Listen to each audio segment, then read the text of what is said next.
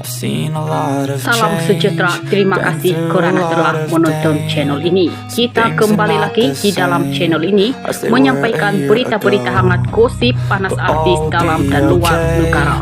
Mari kita tonton isu-isu hangat hari ini. Jangan lupa like, komen, dan subscribe. Jangan lupa juga tekan tombol lonceng agar Anda tidak ketinggalan berita-berita hangat yang selanjutnya di dalam channel ini.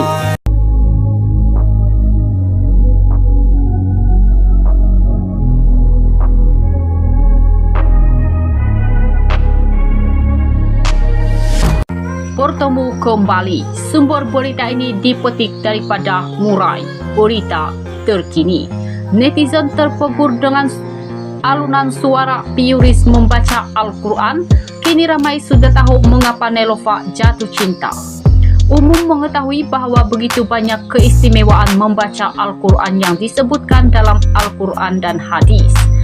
Rasulullah SAW juga pernah bersabda, orang yang mahir dalam membaca Al-Quran akan bersama-sama para malaikat yang mulia dan selalu berbuat baik. Sedangkan orang membaca Al-Quran dalam keadaan tersekat-sekat dan sulit untuk membaca, maka baginya 2 pahala.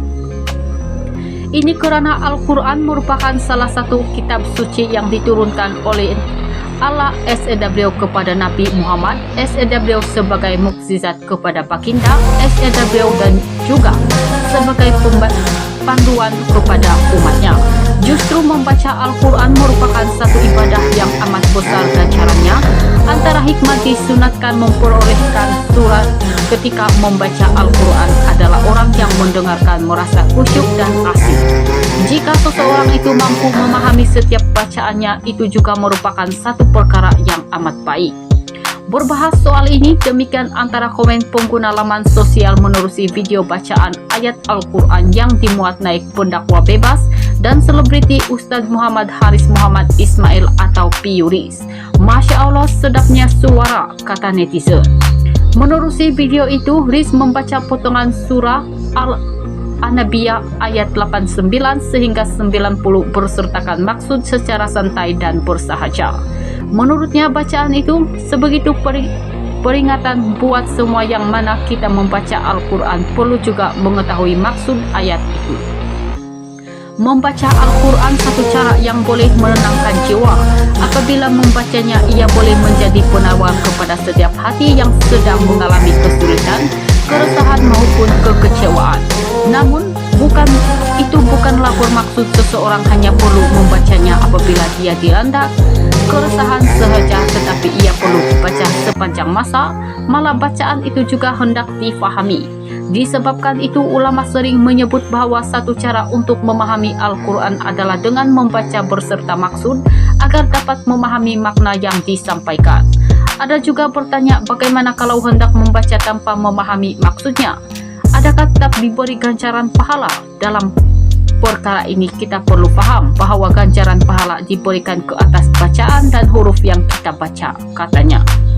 Mengenai komen yang memuji kelunakan suaranya, Riz yang juga suami kepada selebriti terkenal Nelofa berkata, itu adalah anugerah Allah selain turut belajar dari segi alunan bacaan Al-Quran. Terima kasih kepada semua yang memberikan komen. Semoga perkongsian saya ini memberi manfaat dan kebaikan buat kita semua. Diharapkan perkongsian ringkas sebegini membukakan satu lagi lembaran baru yang positif dalam diri kita semua di tahun baru ini, katanya. Menerusi hantaran lain, Riz turut berkongsikan bacaan daripada surah Nasr ayat 1 sehingga 3. Sekian berita. Terima kasih. Seen a lot of change, been through a lot of pain. Some things are not the same as they were a year ago, but all will be okay. I move on.